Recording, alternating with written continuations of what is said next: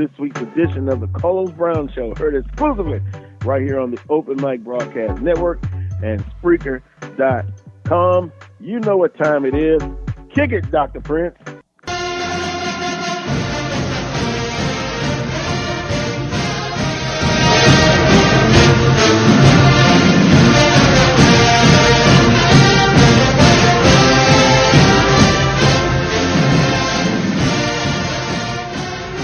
Each team starts their journey on separate roads.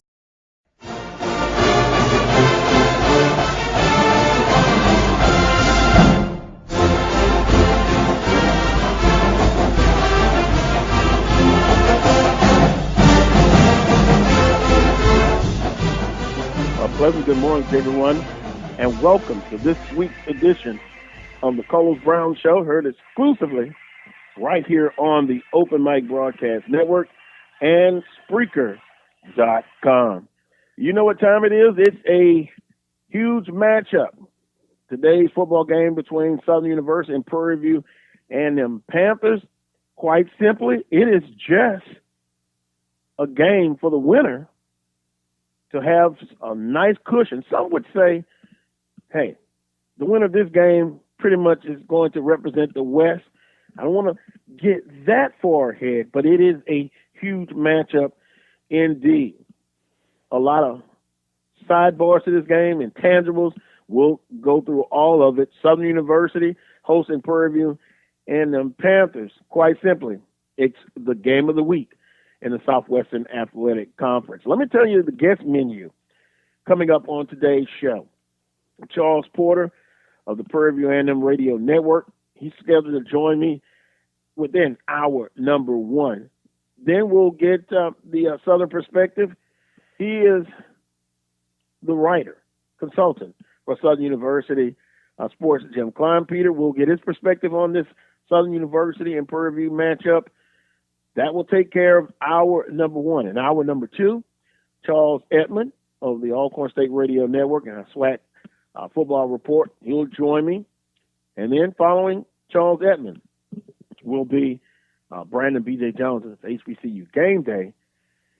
He'll preview, give his take on Southern and Prairie View playing today, but also he'll go within the conference, Black college football, and also in the Mid-Eastern Athletic Conference.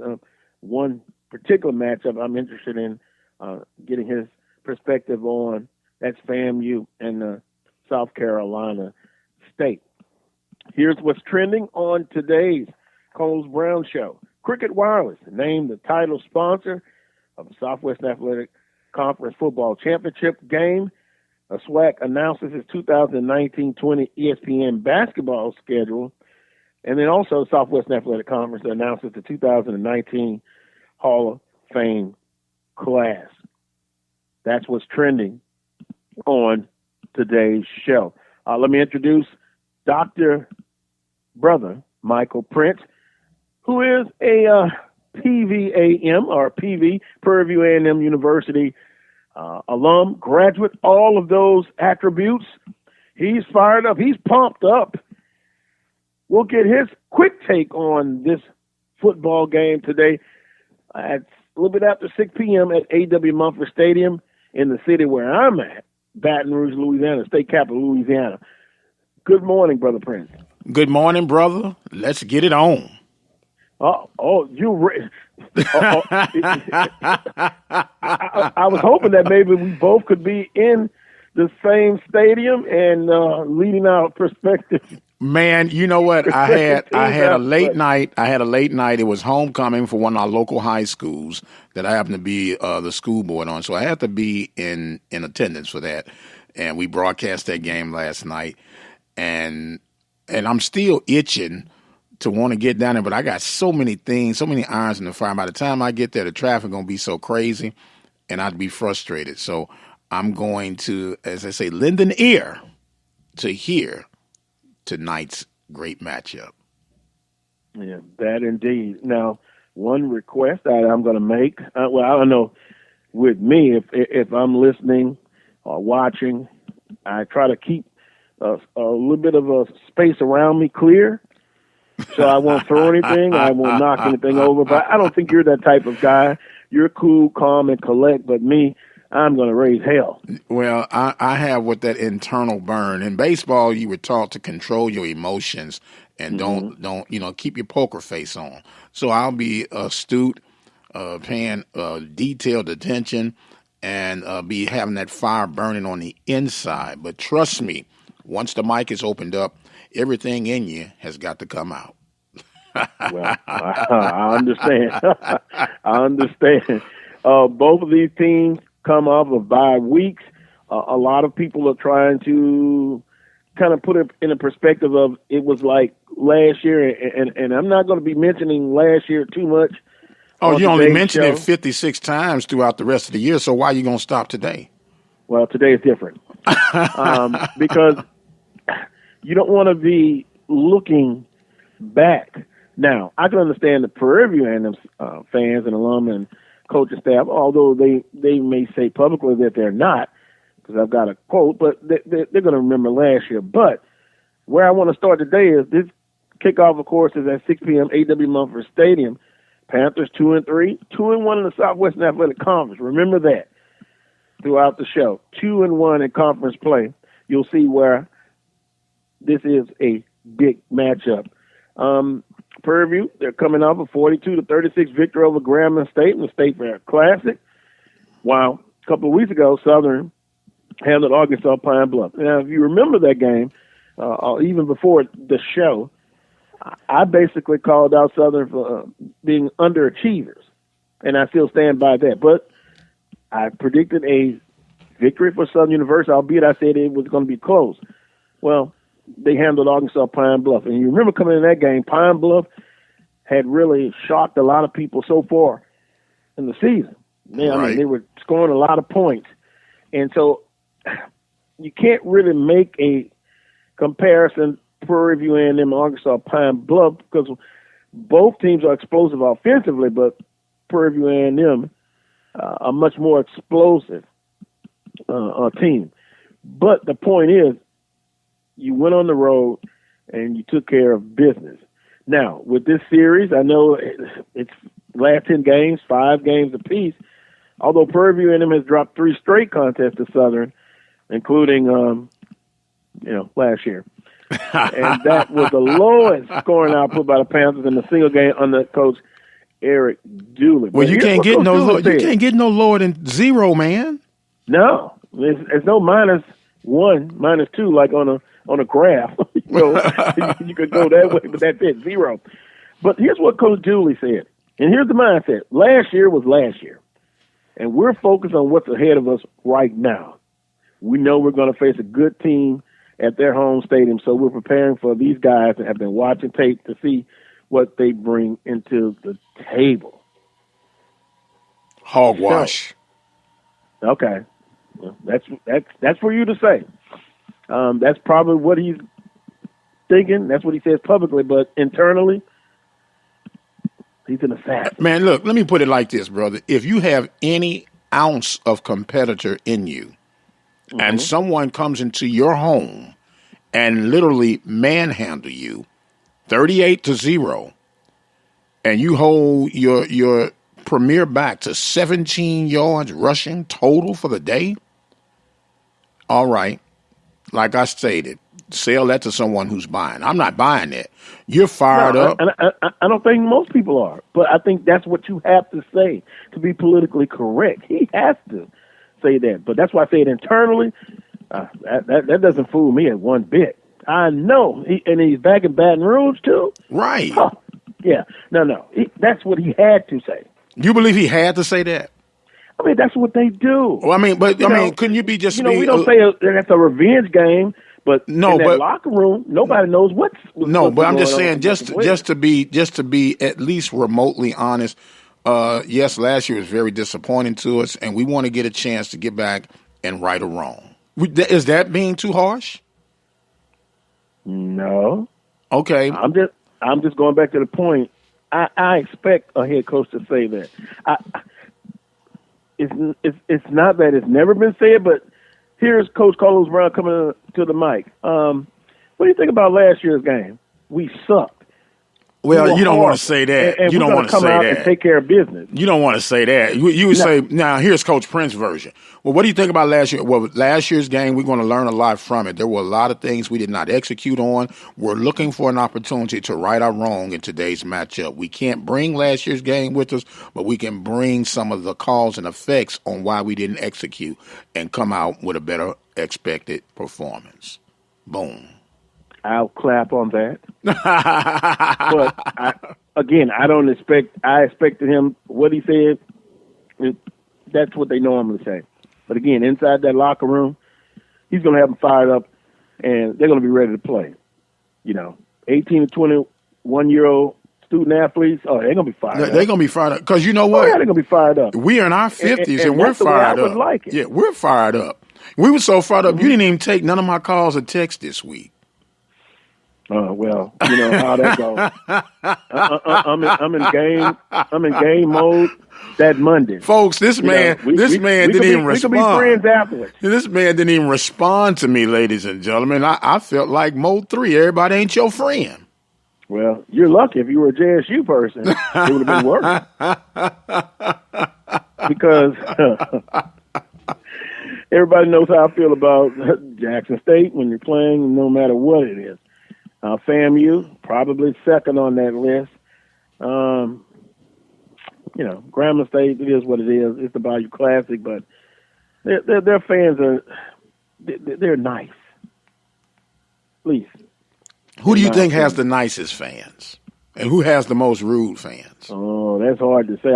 I know the fan base that's disliked the most, no question about it. They reside in Baton Rouge, Louisiana. Why do you think that is? My years. Why do you think that is? They've been told that they're arrogant, cocky. They talk a lot. They will go on the road and represent to the 110th power. Now at home, you need that same kind of energy tonight. Right. We'll talk a little bit about that, and then also I've talked to other alum and fans throughout the conference, and it's unanimous. Southern, Jackson State gets talked about a lot as well. They're fans. Now, sometimes there's those saying with the Jaguar Nation, it's the best and it's not the best. Okay. But that's kind of what I've heard. Well, they can get nasty from 0 to 60 pretty quick. Yeah. Very impatient fan base. Yeah, I have a listener say, wait a minute, what? Impatient? Yes. Okay. And you're saying that because... I'm just saying it based on what I see, man. That's all. I know, and an example of that because of what? Well, I mean, if you go back to Stump Mitchell, he loses 6-0 to Valley. Boom, you got to go. They ain't even get a man a chance. Dr. Prince, you kidding me? And I love Coach Mitchell to death. An outstanding person. Didn't have success on the field, but 6-0 to Valley. I understand that, man, but they was like, this man was on the way back, and they was like, man, don't even come to the office. Your stuff is already packed and forwarded to your house. And you was like that? Well, like that with Odom. Odom, man, and I feel for him, but I don't feel for him this week. To me, he's public enemy number 1 this week. But I like Odom. Odom is between a rock and a hard place, man, and y'all not going to cut him no slack, especially if them Panthers going to take care of business today. Well, because you know who you got next week, right? Yeah. Explosive offensive team like this week. Okay. That, like every team, has strengths and weakness. Right. And no defense. No defense. Right. Have not played well. But we're going to get into some numbers today because Southern has some weaknesses. They have some strengths. Prairie View has some strengths, and they have some weaknesses. We'll get into some of those numbers. As a listener already said, we are arrogant, and we go to other people's stadiums and take over. See now, that? Who you think they're talking about with that one? Southern University. Mm-hmm. And then I've talked to people who have long retired said it was like that a long time ago. Well, now I'm beginning to think. Around it. Is that a Louisiana thing? Well, no, we're talking about Southern. Well, it's based in Louisiana.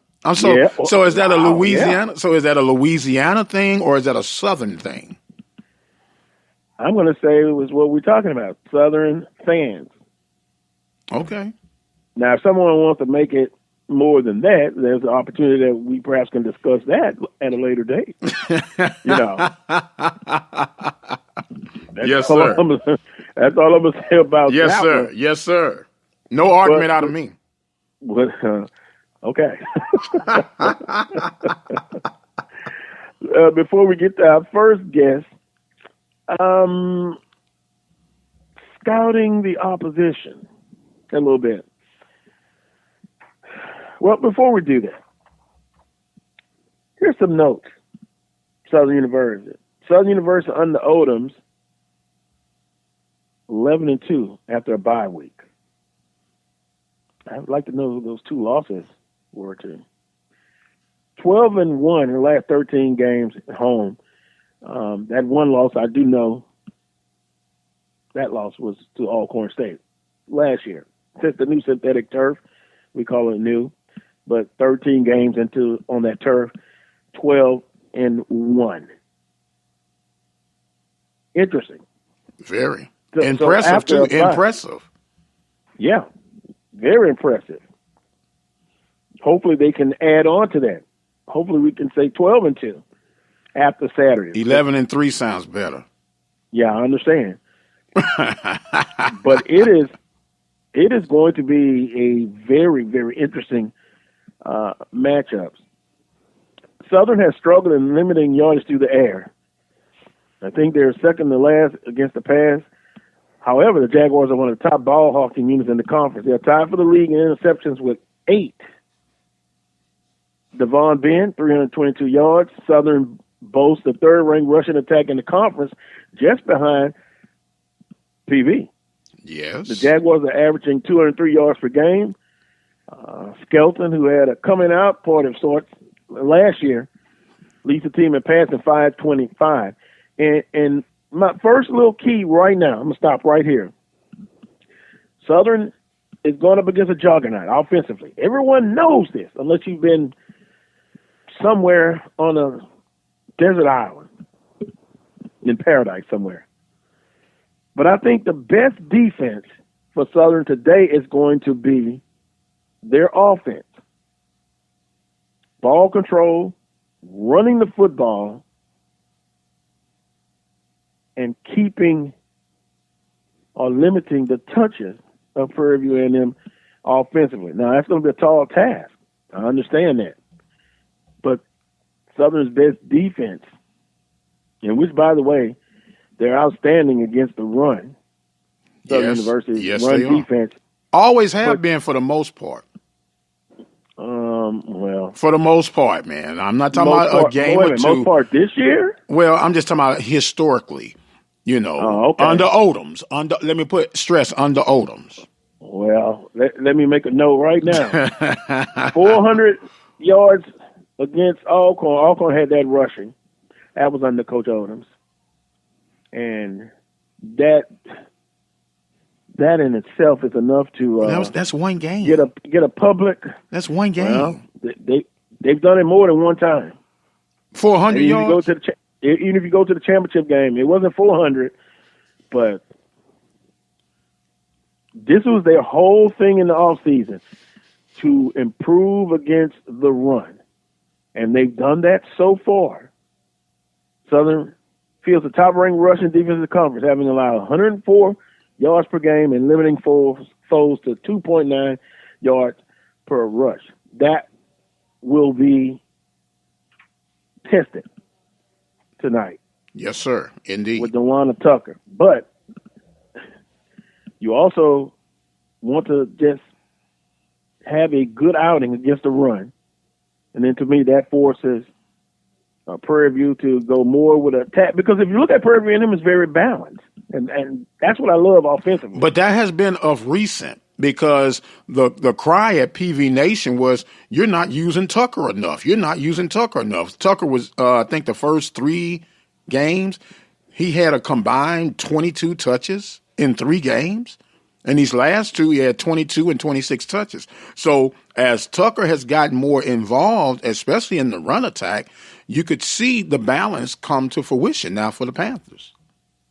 Well, against Graham State, he was outstanding.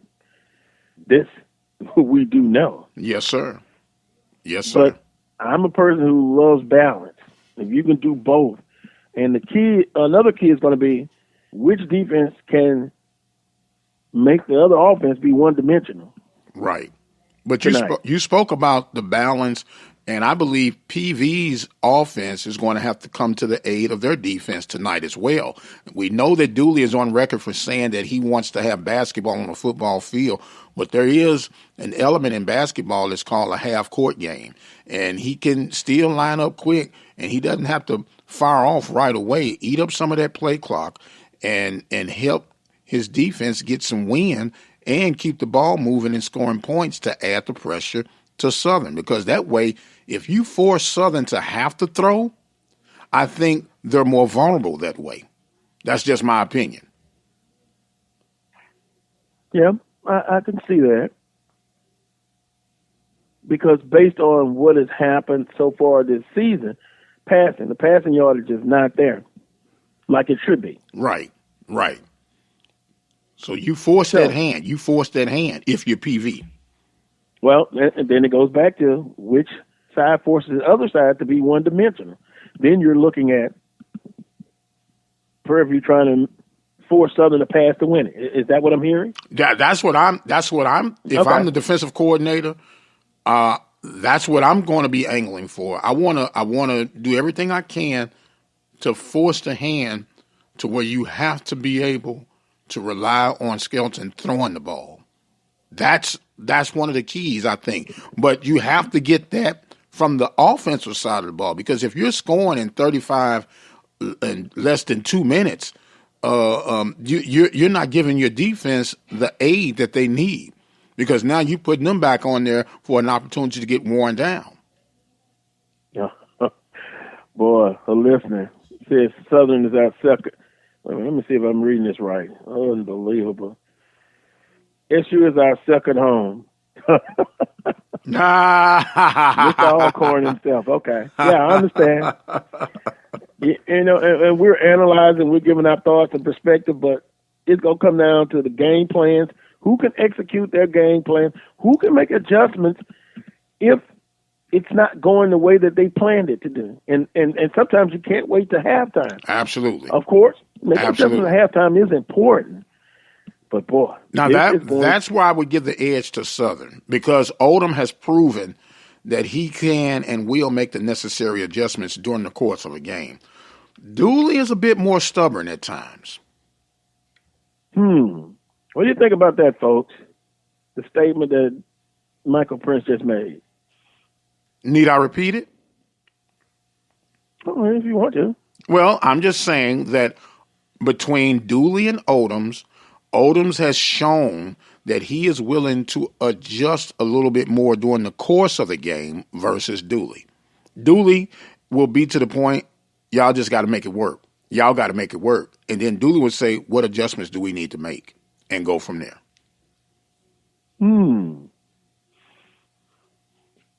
That's interesting.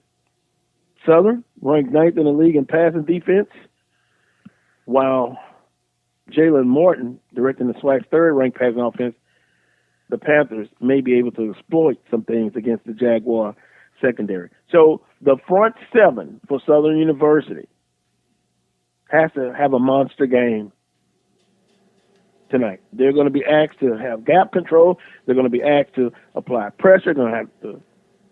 They're expected to stop Mr. Tucker, and I call him Mr. Tucker.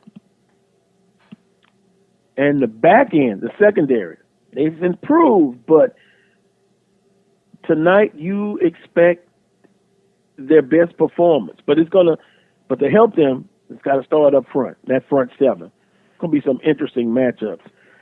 We'll continue to throw out some numbers here. to kind of give you a what to look for tonight. Southern University hosting Prairie View and them Panthers. Quite simply for this, and I've talked to some of you during the week, although I may not have talked to Brother Prince. You're saying this is a huge game, a must-win, big. A win by Southern University today. They're 2-0 in conference play, with some more teams to play in the West, but it gives them a cushion. Prairie View will be 2-2 in conference play if they lose tonight. And basically, they only have, UAPB? UAPB remaining in the West, and then you have Jackson and Alabama State. And one thing that you make note of, Prairie View's 2-1 in conference play, but more importantly, they're 2-0 in the West. Yeah. So that's why this is a huge matchup. Let's get it on. You got some cushion if you win the night, Southern University. You got some cushion, but you still have some tough games. The matchup, October 26th, I'll be having an announcement with that going to Lorman, Mississippi to face Alcorn State University. And by the way, Prairie View A&M has already played Alcorn, and it was a tremendous matchup. So, Mr. Porter's calling you right now, man. You want to switch on over to him? Well, look, can we take a break? And yeah, we can take a break. And we'll get Charles Porter, okay, Prairie View A&M Radio Network, get his perspective and thoughts on the game today, Southern at Prairie View A&M. Take a quick time out. You're listening to the Carlos Brown Show on the Open Mic Broadcast Network and Spreaker.com. I'll be right back. One voice. It can get the point across, but it only carries so far. Add a voice. It's richer, louder, but that has limits too. Add a third voice. It's even more powerful. Add another, and another, and many, many more. And we are stronger than ever.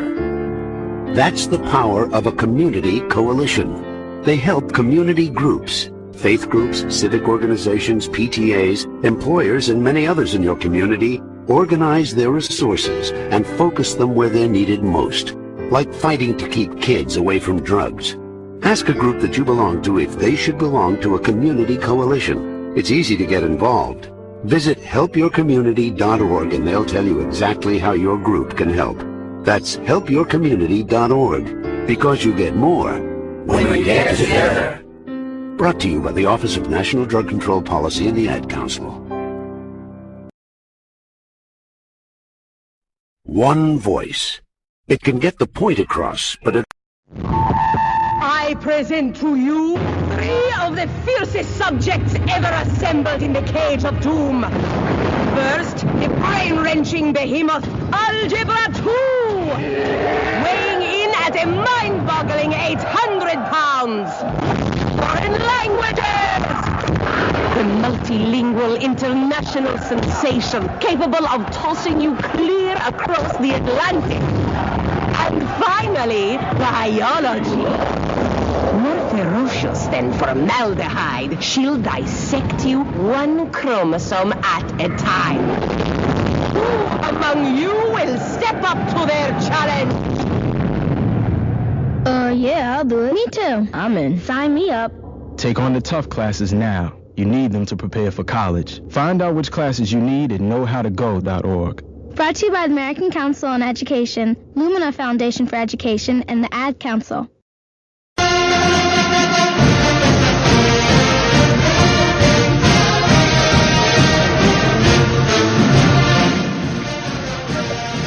Welcome back to this week's edition of the Carlos Brown Show, heard exclusively right here on the Open Mic Broadcast Network and Spreaker.com. First guest of today's show, Charles Porter for the Prairie View A&M Radio Network. Charles, good morning to you, sir. Good morning, sir. Thank you for having me. And I'm doing wonderful on the road on I-10, headed to the booth. Well, be careful coming in. Safe travels to Baton Rouge, Louisiana. It's going to be a madhouse with Southern University and Prairie View kicking it off at 6. LSU hosting Florida. at 7 p.m., it's going to be gridlock. But yeah, I understand the traffic was horrendous yesterday. We got some calls from some Panthers already headed towards Louisiana yesterday, and they said the traffic was just terrible. Yeah, I wish we were voting on doing something to the infrastructure here in Baton Rouge, but that's not on the ballot as of now. And by the way, folks, in Louisiana, Baton Rouge, go vote. It's civic duty. Mr. Porter, tell me about this Prairie View A&M Panthers football team so far up to this point coming into today's game against Southern University.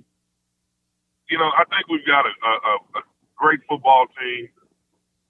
We're still in the midst of correcting a couple of errors. But I think the Panthers are prepared and ready for today. I know Coach Dooley and the coaching staff has been working in a tireless effort all week to make sure that the Panthers are ready to go. So I'm looking forward to, I guess, you know, you and I talked the other day, this is going to be the championship of the West. I mean, both of these teams locked up at 2-3, you know, 1-0 in conference play. This should be a real good one. And for Coach Dooley, he may downplay it publicly, but coming to his home state, coming to a stadium that he's very familiar with now with some new renovations, this has to be special for him. And he may not admit it publicly, but I think he's really looking forward to coming back to Baton Rouge and coaching on the opposite side. What do you think? Well, I mean, it's got to be special for him. You know, he's from New Orleans. His family is there in New Orleans and in the Baton Rouge area. You know, he got to start there at Southern as a football coach. And, I mean, it's got to be special for him. And mentally, I think Coach Dooley goes into his own little world when he prepares for a game. He's real quiet, unassuming. And I just think this is going to be a good one for him, especially after the Panthers get this win. By the way, we just left Buc-ee's in Baytown on our way. I just beat up a couple of Jaguars. I just thought I'd throw that in. Well, maybe the sacrifice then, but not tonight. Yeah, we got out of there just in time before the police came. They're licking some wolves there, so they started their butt kicking early today. Oh, shots are fired early. And speaking of shots fired, this Prairie View offense, it's a juggernaut. If you play a word association game, you say Prairie View, you're going to say, most people are going to say offensive juggernaut. You know, the last 4 years, we've had one of the top offenses in the Southwestern Athletic Conference. You know, we can score at any time that we get the ball. We've got all kinds of weapons there that are forces to be reckoned with. I think Jalen Morton is doing a good job of commanding that offense. He's made a few mistakes, but overall, I think with our receivers and, of course, we've got the best running back in the conference, no doubt, in Dwanya Tucker. So, you know, just be prepared for a high-powered offensive showdown. I think our defense is really coming into its own now. We played Brandon last week, and I tell you, those guys really played well. What we've got to do is not let up. I think if we continue to rack up points and keep our defense off the field, we'll be okay. And see, that's the thing. When you have an explosive offense, you can't tell them not to score. But if they score so quickly, then boom, your defense is back on the field. Even if you have some 3 and outs, your defense is back on the field. And I said earlier, you know, to me, Prairie View is balanced offensively. I mean, they can throw it, they can run it, of course, with Mr. Tucker. Now, I have noticed penalties and turnovers. And defensively, I think this is where Prairie View's biggest challenge, although they lead the league in sacks, they try to get a lot of pressure to get the ball back to the juggernaut offensively. Yeah, you know, Dumas is doing good. Ronald Collins and James Dumas are doing a fantastic job. You've got Trashad Smith, who's fourth in tackling. You got Story Jackson, who's 17th. I think Dumas is fourth, seventh, in the Southwestern Athletic Conference. We've got some guys that are showing up. Last week, Darius Campbell out of nowhere came, and he had 7 tackles and a couple of pass breakups. So I think the defense now has really got the confidence to understand that they can't stop people. We've got to just stop letting up at the end of the game and creating mental mistakes. Last week, we almost let Graham creep back into that one after a blocked punt. And we've just got to stay mentally prepared. My team and I were talking about our penalties, 7th in the conference in penalized yards. Last year, we were 3rd in the conference, 3rd or 4th in penalties. We've got to correct those mistakes. And I think our depth is better defensively this year. We just got to put together a full game. And I tell you, we're going to be hard to stop. We talked about the Alcorn State game. We're 1 touchdown away from getting out of there with a win. So we've just got to keep our heads in the game and make sure that we play a full 4-quarter, 4-down style of football. Has Coach Dooley addressed or talked about the shortcomings on defense? Because I'm from the outside looking in, and 36 points to Grambling. They gave up quite a few points to Nicholls State. Is it fair to say that Prairie View A&M has had to outscore people? And if that's the case, that's a lot of pressure. Well, defensively, we've always had a question mark there. We know we can score. One of the things Coach Dooley addressed when he first came to Prairie View a couple of years ago was how we were going to shore up our defense. And I think every week they're finding ways and means to try to improve that defense. And I'm sure it's a concern for him. You can coach at the Bear Bryant level, but if those players don't go out there and play an up-tempo, controlled style of football, it's difficult. So, I think the players are ready. I think the coaching staff is prepared. I've watched this coaching staff. You get a lot of hits from your alumni, from people around the country. But I've watched the adjustments that they make during the game, and they're tremendous. So I think our football IQ is way up there with the best of them. And all we have to do is convince our defensive players not to make those mistakes and to keep their heads in the game, and we can be okay. Yeah, because it's interesting. I'm looking at a stat right now. Southern has been a bit of a boogaboo for the Panthers in recent years. 1 in 5 against the Jaguars in the team's last 6 meetings, having allowed at least 34 points to the Jaguars in each of the last 6 contests. So everyone is putting a lot of emphasis on which defense will play the best tonight. But the last time we beat Southern is when we had a juggernaut named Jonathan Hebert, who I think put the whole team on his back and went down there and beat Southern on their homecoming. I think y'all have been really ticked off since then. A Baton Rouge native. yeah, a Baton Rouge native. Grew up not even 5 blocks from Southern University. But I think the Panthers are mentally prepared. We owe Southern some payback. In our opening year, they came down and beat us last year, 38-0. We've got something to prove, and if I think we keep our head in the game, it's going to be down to the last seconds, just like it all going. Well, that will be interesting. I've had people to email me saying they sense overtime, double overtime. Unbelievable. This game is this. No, I'm sorry. People's heart can't take all of that. Well, I'm sorry. What you say? Your heart and mine and my team.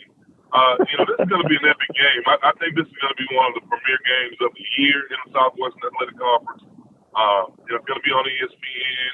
We're getting a lot of emails about making sure that our stream is up and working properly. A lot of people are going to be listening and watching.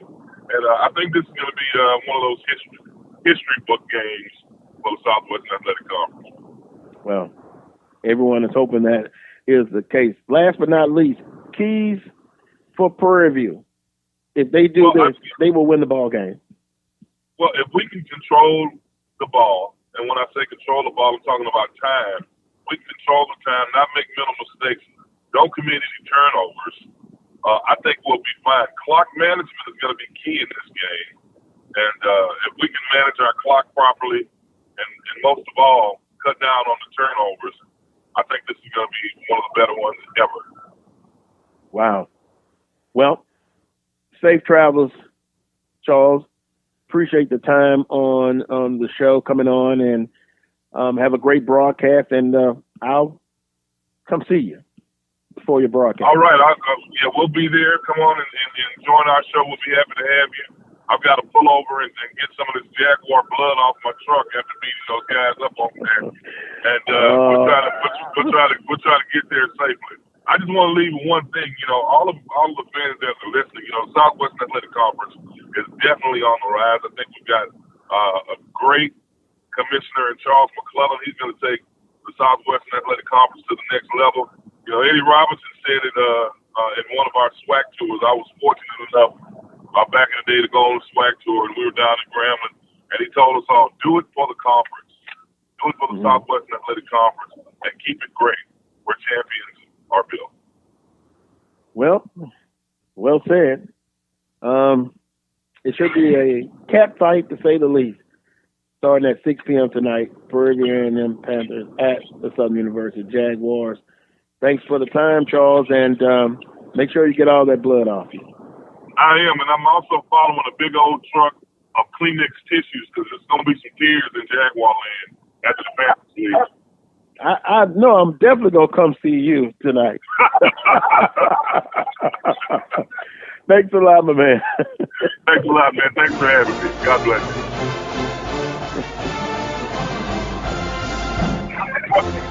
you. Yeah. I hope some players are listening. I hope some fans give them hell when they come in. I want the atmosphere. I'm wearing a pink suit, so I'll be the one in the pink suit, so they'll know who I am. Oh, you definitely a tough guy. The Pink Panther, huh? Thanks a lot, Charles. Charles Porter on the Prairie View Radio Network. As I was saying, fans, this atmosphere should be electric.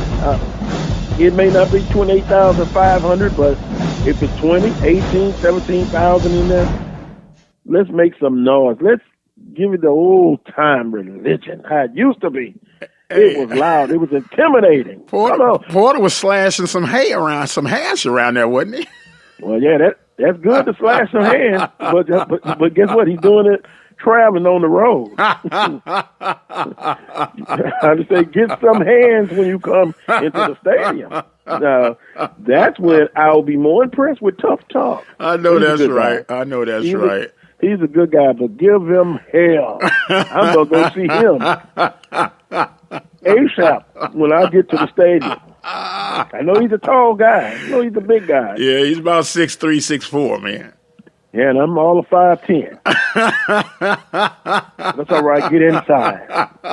He has the reach, but I got to get inside. I know that's right. Don't hurt him, Carlos. Don't hurt him, man. Don't hurt him. Now we both may be out of breath in 2 minutes.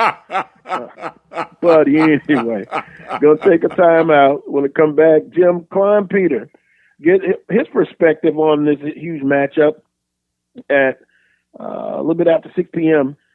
Coach Dooley comes home. He's bringing the Prairie View and Panthers into A.W. Mumford Stadium for a huge matchup. Southern, you only have one job. Well, actually two. Get the win and then beat the hell out of them when you get the win. That was from a fan. I'll take a win. You know, whether you win by 20, 30, or 1 point, a win is a win. But I'm also going to read, got plenty of conversation on the Carlos Brown Show Facebook page. I'm going to read some of those comments. I also got some comments that have came in since we've been on the air. I'll get a chance to read. But let me do this. Take a time out. Jim Kleinpeter is up next. You're listening to the Carlos Brown Show on the Open Mic Broadcast Network and Spreaker.com. As a dad, you'll probably spend years teaching your son how to hit a baseball, how to throw a tight spiral and hit a receiver, how to spring off a diving board and hit the water.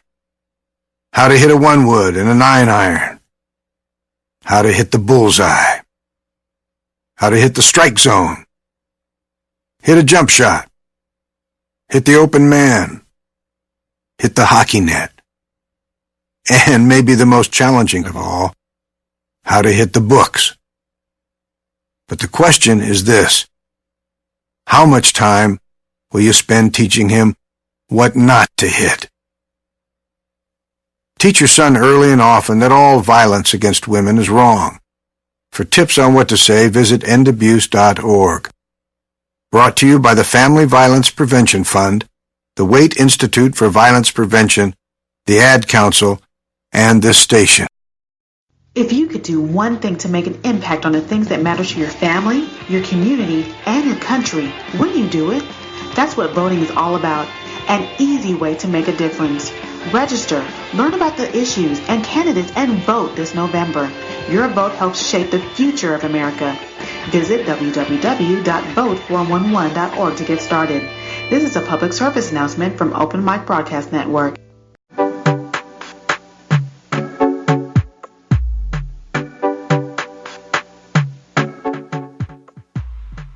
Welcome back to this week's edition of the Carlos Brown Show, heard exclusively right here on the Open Mic Broadcast Network and Spreaker.com. The next guest in hour number one, Jim Kleinpeter, Southern University Athletics. Jim, good morning to you. Good morning, Carlos. How's it going? Well, I'm doing well. How about yourself? Doing great. Love this weather. It's football weather. Oh, yeah. Crisp, cool. You've got a football game tonight at 6 p.m. that has major implications. Jim, your thoughts on this Prairie View A&M football team at A.W. Mumford Stadium a little bit after 6 p.m. tonight? Well, it looks like this is going to be a good indication of what kind of year Southern's going to have trying to repeat as West Division champ.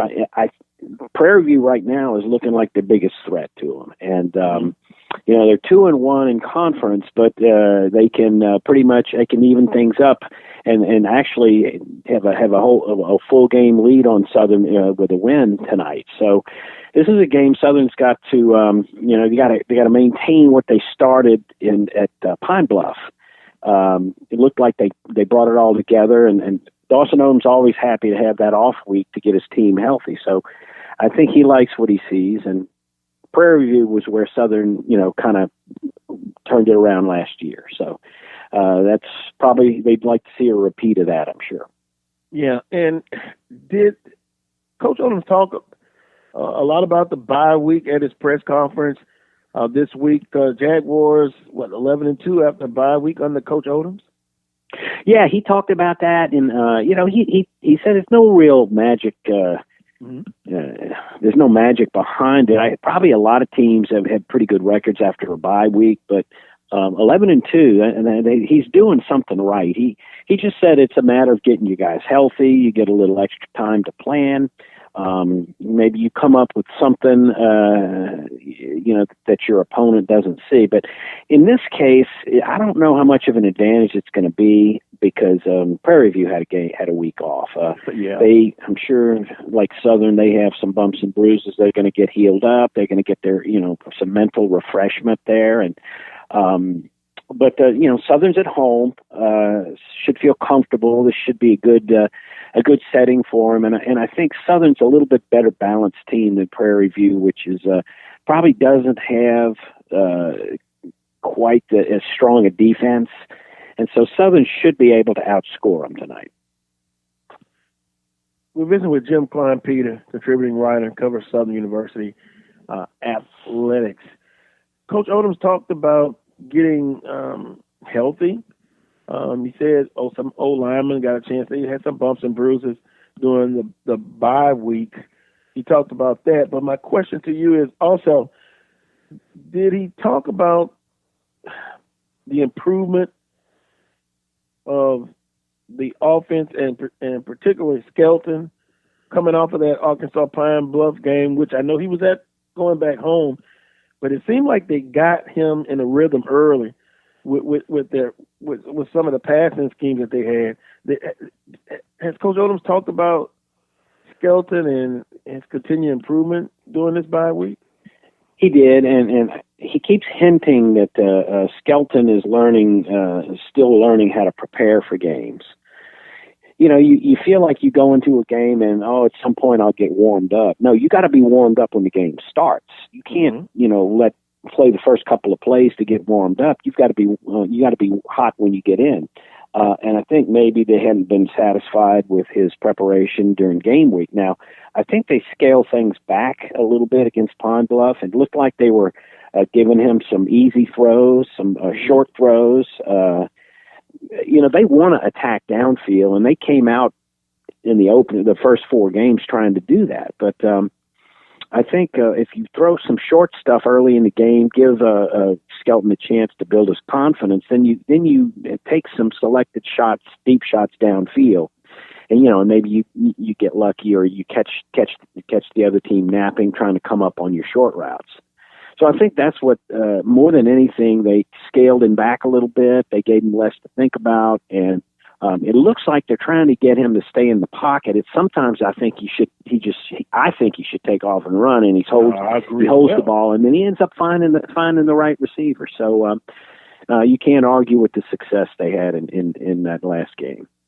Well, but that's an interesting point, because a lot of discussion on social media about that. You're trying to make it become something that maybe that's just not his cup of tea.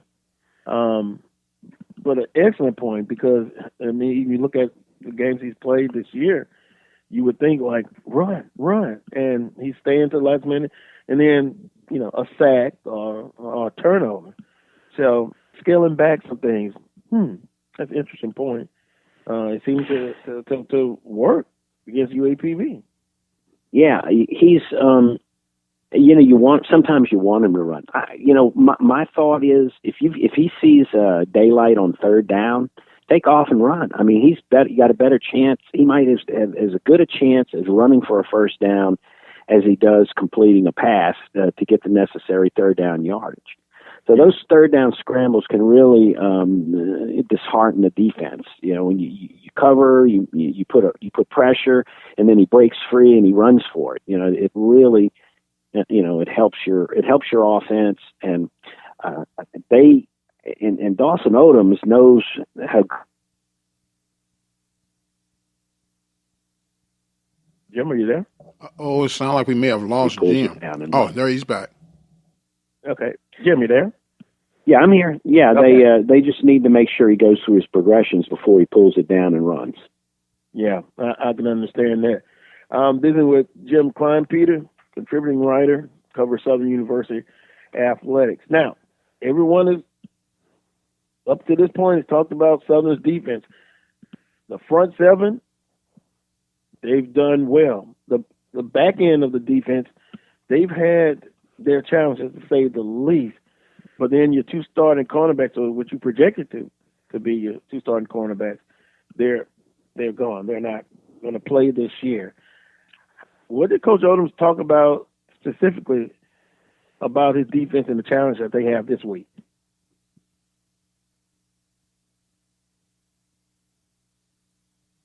Think we may have lost him again. Jim, are you there? Yeah, I think we may have. Okay. Let's see. Jim, are you there? Yeah, I think we may have lost him this time. Well, we'll see if we can get him back. 10:54 is the time again. Okay. I thought that was an excellent question about the defense.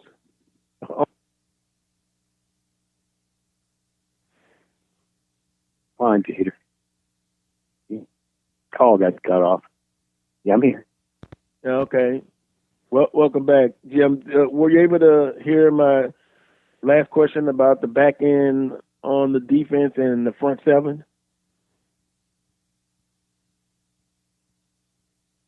Oh, boy, I think we're having some technical difficulties.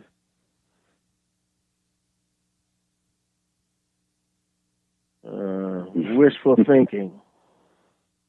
Wishful thinking, Dr. Prince. I am here. Okay. I can hear y'all fine. Okay. Let me rephrase the question again. Did Coach Odoms talk about the back end of his defensive secondary? Because the front seven, in my humble opinion, they've performed well.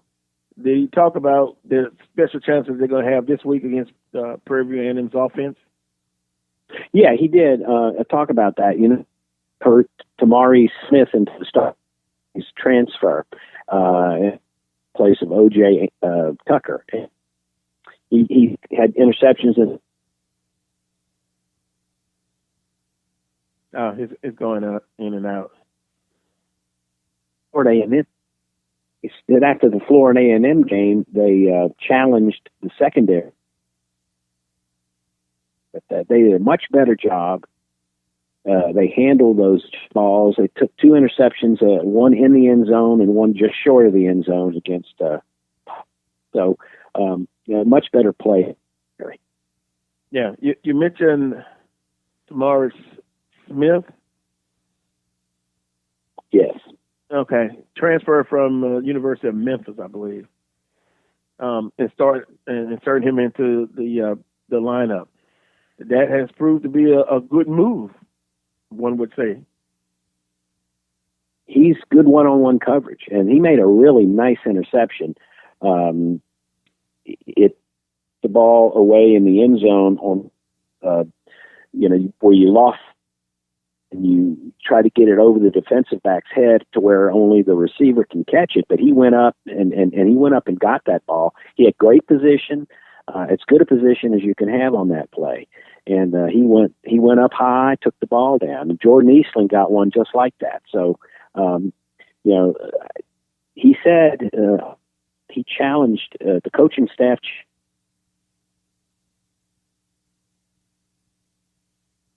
Okay, Jim, for some reason we're having difficulties hearing you. You're going in and out.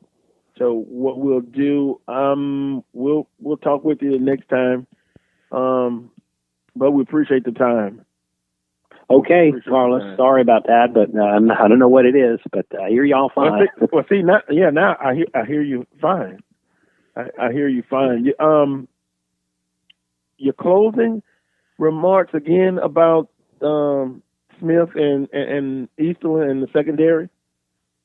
Yeah, Smith it showed good one-on-one skills, good ball skills. He went up and got the ball on one of those. It's a fade pattern they were trying to throw, where you throw it over the defensive back's head and hope that the receiver only the receiver can catch it. But he went up high. He had great position. He pulled the ball down, made a good play on the ball. And that's huge. You don't want to just bat that pass down. That saved a touchdown right there, and it gave the ball back to Southern. And Jordan Eastling had one like that too. The coaching staff challenged the secondary, and they really responded against UAPB.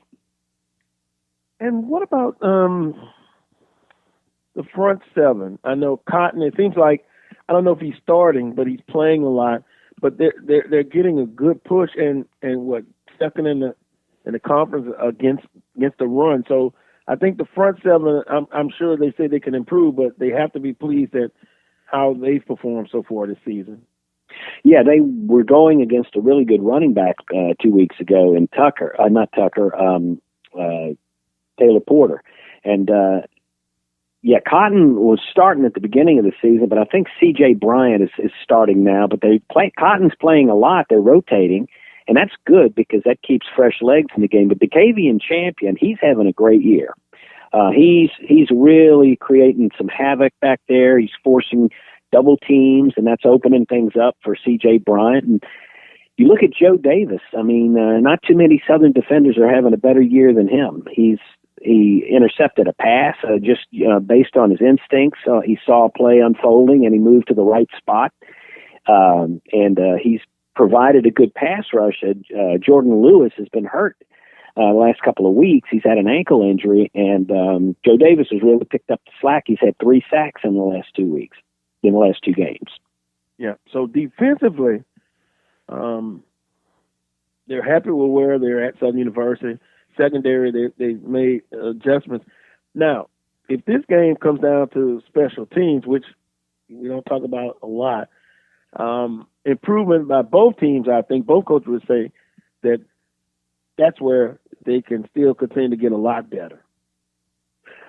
Yeah, they've had some issues. I don't know how bad it's been. You know, they haven't really depended on the field goal that much. They've made a few, but they've had some issues getting the ball up in the air enough. And the punting, as long as Cesar Barajas is punting, he's done a pretty good job this year. And I think their coverage could be a little bit better. But the special teams has got a little bit better last week. I don't think they had as many issues as they did against Florida A&M. I just thought there was a couple of times against Florida A&M where the punt coverage could have downed the ball and missed chances to get the ball down inside the 20. So, you know, they're always working on that. You always got to work on special teams because if you ignore it, you ignore it at your own peril because you need good special teams play. So it's a solid part of the game. Yeah, I would agree. Finally, Jim, and once again, appreciate your time. Keys for Southern. If they win the football game tonight, it will be because of. Well, they don't have to completely shut down Tucker, DeWanya Tucker, but they do have to. They have to prevent big plays. And I think if you keep him corralled a little bit and make the quarterback beat you, that plays into Southern's hands. Get a pass rush on him. I think they can put a lot of pressure on this guy and force him. He threw 5 interceptions last year's game, and I think that's what they want to do because if DeWanya Tucker is beating you, if he's picking up, if he's moving the chains, it ain't going to matter what the quarterback does. And I think that's the number one key. Offensively, you know, they just got to be consistent and continue to run the ball successfully because Southern's got the offensive line to grind people down, and they showed that against UAPB. Yeah, Martin, 10 touchdown passes, 7 INTs so far this season. Trying to make him one-dimensional. That's the task. Yeah, and he's susceptible to interception. That's quite a few interceptions. So if he's putting the ball up, Southern has to continue to ball hawk. You know, and I think that last game will give them some confidence. They had 4 interceptions in that game, and they were nice plays too. They were good plays on the ball by good athletes. So it's something that's going to play in their favor big time. Well. Games are full of adjustments. We made adjustments on this interview. It started well, and it ended well. You're crystal clear now, Jim.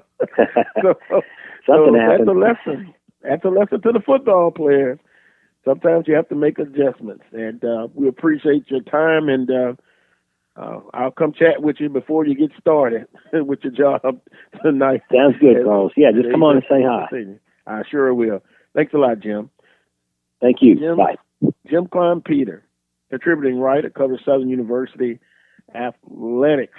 Well, we heard him very well in the beginning and toward the end. I guess the middle, and someone wishful thinking, maybe a sign to come. Hey, man, I'm just trying to be on my P's and Q's, brother. You know, could that be the sign to come? I don't know. Yeah. I think he was calling on Wi-Fi, though, and sometimes Wi-Fi goes in and out. I was making sure maybe something on my end, that I have something that was providing some interference or something. I don't know. But coming up next is Charles Edmond of the Alcorn State Radio Network. We kind of been texting throughout the week. Yeah, he's calling. As a matter of fact, he's calling now. he's gonna predict PV to win. I'm pretty sure of that, just the way he was talking. But we'll get his take on the game of the week. That's the game of the week in the conference. Last week, the game of the week was Alcorn and Alabama State. And let me say this to you, Alcorn State fans, who you communicate with me. What did I tell you? What did I tell you? You were worried about nothing. Nothing at all. And guess what? Some of you have said, man, I don't want to see Prairie View again. But look at that game. You had players that are still not back, but you were able to adjust and take care of business. That's a good thing. That's a good thing. Coulda, woulda, shoulda, I understand. But you have a outstanding football team there. Be proud of it. Quit worrying so much. On that note, take a time out. When I come back, Charles Edmond of the Alcorn State Radio Network, you're listening to the Carlos Brown Show on the Open Mic Broadcast Network and Spreaker.com. Broadcasters come into our lives on radio and TV, bringing us information and entertainment. Broadcasters are there for us, but who is there for them when they fall on hard times? The Broadcasters Foundation of America provides financial assistance to broadcasters in acute need due to a critical illness, accident, or other serious misfortune. If you know of a broadcaster, on the air or behind the scenes, who may need our help, please share our message. Visit broadcastersfoundation.org. Drivers and bicyclists both have the right to be on the road and travel safely. And when we're on the road together, safety is a shared responsibility. State law requires drivers to maintain at least 3 feet of clearance when passing bicyclists. And bicyclists should always ride with the direction of traffic and follow all traffic signals. It's safer. It's courteous. It's the law. A message from the Regional Planning Commission Pedestrian and Bicycle Program. Your education, your health care, your community, your future. Your vote counts for many things. Take control. Get registered. Get educated. Get out and vote. Learn more at www.vote411.org. This is a public service announcement from Open Mic Broadcast Network.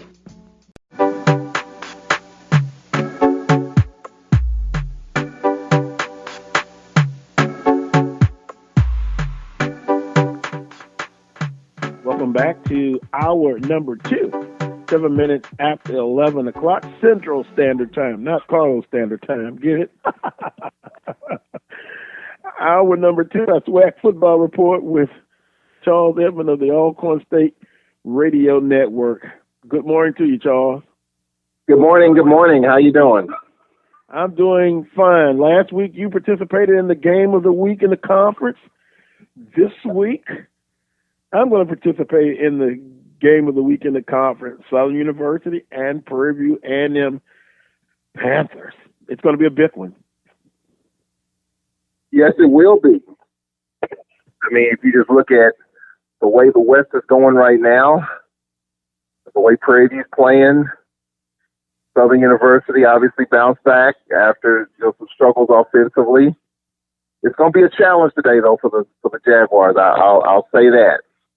Yeah, and I kind of figured you would say that. Yeah. I mean, now there's a little bit of I think I have a little bit of cachet, Carlos, because this time last year when Southern played at Prairie View, nobody had Southern University. Not even the Jaguar Nation had Southern University. Not even me. But not even you. Not the Prince did, but yeah. Carlos, I know you were not on Southern's bandwagon, and I said it may not even be close, and you saw what happened. We'll break down the game. Obviously, it's going to be tough for Southern today. I'll just say it like that as we break that game down. Okay, well, let me ask the question: could it be? Well, last year it was no way. Now this year, it almost, and I don't put words in your mouth. You're not saying that it's that decisive. Prairie View, in your mind, it's no way Southern could win. I know you're not saying that. I'll just put it out there right now, and we can go back and forth with it. I just don't think, and I just saw Prairie View a couple of weeks ago, and I've been studying Southern the last couple of weeks because that's what we have next. Mm-hmm. The way I look at this game right now, the game of the week, I just don't think Southern has enough offense or defense to be able to deal with Prairie View. Yeah. We got this on record too, so We're not gonna put this in the locker room for Southern. Put it out there. I love the Jaguar Nation. Jaguar Nation, I love you. Last year at this time, I loved you. But what I see this year from Prairie View, I just saw them. I think the Panthers offensively are better this year than they were last year. And the difference is DeWanya Tucker. I mean, Tucker had a 100-yard game. I mean, think about this. A couple weeks ago, the Panthers roll in here, and if you just look inside the numbers, the Braves' best defense in the conference, one of the top defenses in the FCS. Prairie View comes in here and scores 41 points, 508 yards of offense with 4 turnovers. Now, just dissect that for a minute. The only thing that stopped Prairie View really was Prairie View. They turned it over on the first play offensively. Morton throws a pick in the end zone. They got momentum going in the locker room. They turn it over on special teams. I mean, Prairie View had momentum going in halftime. Instead of a fair catch, kid tries to return it, fumbles it, Braves get a late touchdown, grab the momentum, and really kind of seize that game in the second half based on that one play. So if Prairie View doesn't get in their own way, who's stopping them? Who has stopped the Panthers this year? Well, they're not undefeated, of course. Right. But it is. Would you say Alcorn's defense is not? And look and listen to this and look at it. Would you say Alcorn's defense last year was better than this year, or this year is better or about the same as last year? I would say that the Braves defense is about the same as it was last year. You know, we've got a lot of guys injured. We've got some guys out. Obviously, all teams do. You know, there are times in which we don't always bring it on defense. And I think some of it is on us, but I think other teams, and I've said this to fans, teams in this conference are getting better and scheming you better offensively. So it's not all on us and the fact that teams have figured out a way to expose you. There's nothing wrong with that. That's football. That's the way it's supposed to happen. I mean, teams are going to study film. You've got smarter coaches in this league that understand what you're trying to do. So the Braves are bringing their best effort. Clearly, Bama State doesn't have the offensive firepower to keep up with what the Braves have been able to do offensively. They turn it over on the first play of the game, give us a short field. So, you know, it's one of those things where I think our defense right now is about the same as it was last year. I mean, but I think as you get in the meat of the conference with Southern in 2 weeks, the Savannah State team runs a triple option. We're going to be tested a little bit today. I would say the Braves defense is about the same. But I just look at what Southern, and, you know, we've talked about Southern's offense. I mean, yeah, they had, 259 running the football against UAPB a couple of weeks ago. They're going to have to do that today if they're going to beat Prairie View. If they take the running game away and force Skelton to be the man, then I don't think it's going to be close. Because I think the Panthers are going to come after Skelton, and I think it's not going to be pretty because I think Southern University defensively is going to have to make it happen. They're going to have to cause Jalen Morton to throw it up for grabs. They're going to have to slow down DeWanya Tucker. That's a lot to ask. And even though the Jaguars did it last year, but I said earlier, I think Prairie View's offense is better this year than it was last year. Is Southern's defense better this year than it was last year? I mean, against the run, I would say, let's see, second against the run, second overall, ninth against the pass on the back end. And Martin tends to, 10 touchdowns to 7 INTs so far this year. It's not to take anything away from him, but he has thrown some INTs. He's known to throw a few. And I chalk, you know, and again, people may disagree. I think Alcorn's defense was better last year. I mean, you had, you know, a couple more players. You didn't have people out hurt on both sides of the ball. And from the outside looking in, I thought Alcorn's defense was better last year. And then, too, let's be honest. Last year, Alcorn, and I saw some of that game, they handled Prairie View pretty well. And, you know, teams tend to, 18 to 22-year-old kids, you can preach to them all week, this is a different team. They still feel that we're better than them. And then, lo and behold, you know, you're in the game, they spot you, 17 points, and you're able to come back. I don't know. I just think Alcorn's defense was better last year. But with that being said, Prairie View does have an offensive juggernaut. We understand that. But, intangibles, miscellaneous items, Coach Dooley coming back to a place he knows very well. I'm sure he's going to have them fired up. But Southern has a lot to play for as well. And I'm going to call it right now. Skelton, I think, really shows up today. I mean, I could be wrong on this, but I think he shows up today. But we shall see. So, but you like Prairie View in this ball game? Yes, I do. I do. And I think the other intangible too is that I think Prairie View's going to come in a little angry. I mean, Southern went up to Panther Stadium and just flat out whipped them, embarrassed them. It was embarrassing. I mean, just no one expected that type of lopsided game. That's for sure. I didn't. But I think Prairie View has remembered that. And even though last year is last year, I guarantee you, Dooley will say, well, last year is last year, and that's in the past. But I guarantee those players are saying, you know what? They embarrassed us at our place, and we're going to come to Mumford. And look, I mean, Southern's going to have to play loose. And I've seen Southern University at home play uptight. When they play Alcorn, they play uptight. Jaguar Nation gets a little restless. And when you're at home, it could cause some imbalance because this is such a huge game. If Southern drops this game, you might as well say you're two back in the win column. You need help. Yeah, you got to beat Prairie View out. Any tiebreaker you lose out on, you got to finish ahead of Prairie View if you lose this game. So it's a huge game, one of the biggest home games that probably Southern has had with a bye week. Against Alcorn last year, I think it was a bye week, and the Jaguars struggled, but then they go to Prairie View and play terrific. But this Prairie View offense to me is just, they got a tight end in Jones that's just a possession guy. 3rd and 5, he can get you the tough yards. Jalen Morton, you talked about his 7 interceptions.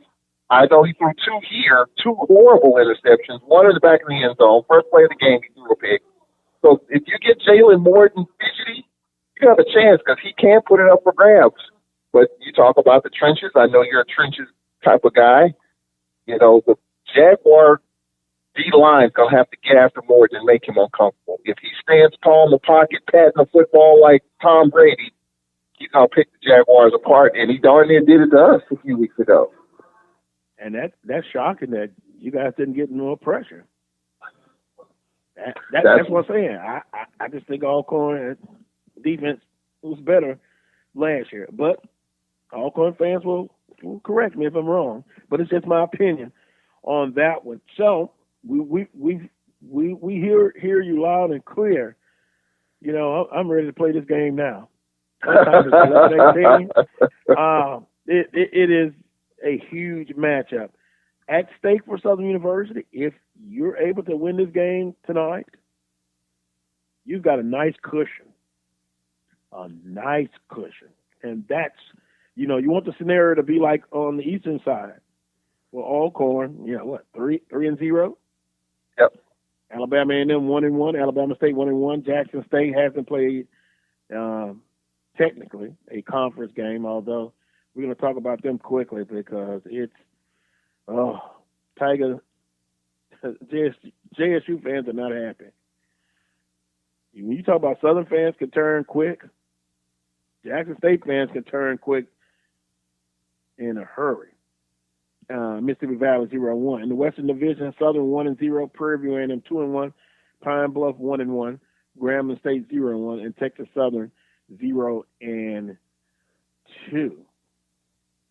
So with that being said, Charles, as I pull up last week games, the game of the week last week was Alabama State and Alcorn State. Alcorn State take care of business. They take care of business 35-7. I wasn't surprised with the results. We're an emotional people. We're an emotional fan base. Everyone had questions. Alabama State, this may be their year. Let's see what they're able to do. Just like the UAPB game against Southern. The teams that we are picking to represent the conference, the division, they stood the test. And Alcorn State takes care of Alabama State 35-7. But what a wild game. It was scheduled for 2 o'clock. I'm checking in with you guys at the Alcorn Radio Network. Delay after delay. 6 o'clock start, but Alcorn State takes care of business. Yep, I mean it was a long slog, that's for sure. And of course, the reason why we were delayed was not because of rain, was because of lightning.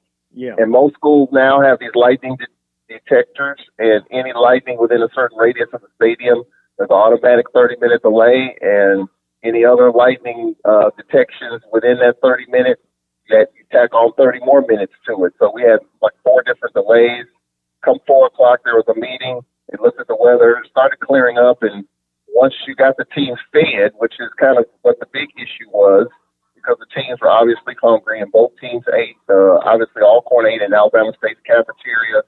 Fred McNair was very complimentary of Coach Ely and Alabama State, how they accommodated the Braves. Coach McNair said, you had 2 teams breaking bread together, even though they're going out to battle in an hour and a half. But it was a classic move by Alabama State to make that happen. Considering that you're going to be doing battle in a short period of time.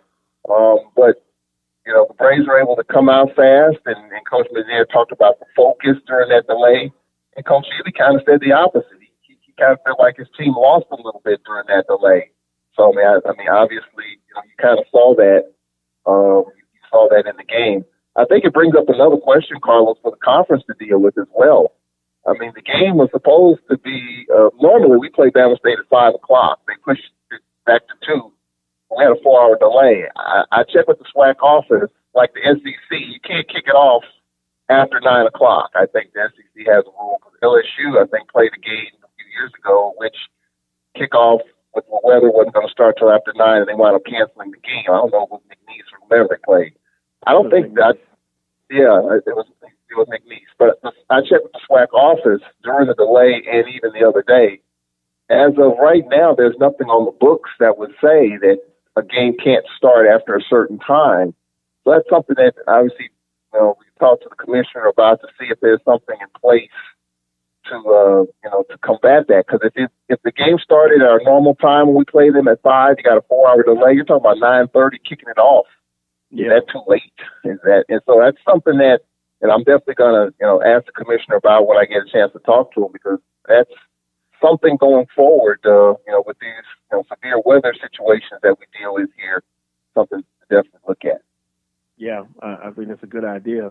And somehow I think he'll probably know about the situation or have something to say about it within hours.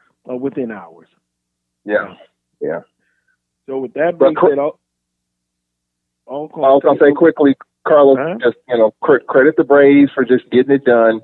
And for Bama State, they got a lot of work to do. They lost their quarterback. He probably won't play today. A lot of the hype from Bama State, a lot of the air went out of the balloon when they lost that game last week. They lost the game. They lost a lot of momentum, and they lose their quarterback. Yeah, well, another team that had high aspirations, now they're back to the drawing board. That's the best way to put it. Alabama State. Elsewhere in last week's results, Arkansas Pine Bluff, homecoming. Can be a lot of distractions. They win, but only by 7, 45-38 over Lane University. Alabama A&M, over Texas Southern, 35-28. I thought Texas Southern had their first victory. Not quite, but very competitive game. Very competitive game. Again, with Alabama A&M, you just don't know. And probably the game that probably had the most conversation going on social media, Grambling State. Congratulations. They get their first victory, albeit it's not a conference game, but it counts in the overall standing. They defeated Jackson State 44-21, and Mississippi Valley State over Virginia Lynchburg. Wow. They're showing up all over the conference schedule. Only an 8-point loss to Mississippi Valley State. So Jackson State fans are not happy. Alums. And we kind of had a brief discussion via text message this week. Man, you're starting to hear things that, wow. That's all I can say. Wow. He's got a 2-year contract. After 1 year? Come on. You're going to be thought of as a tough place to come coach at, like some other place in the conference.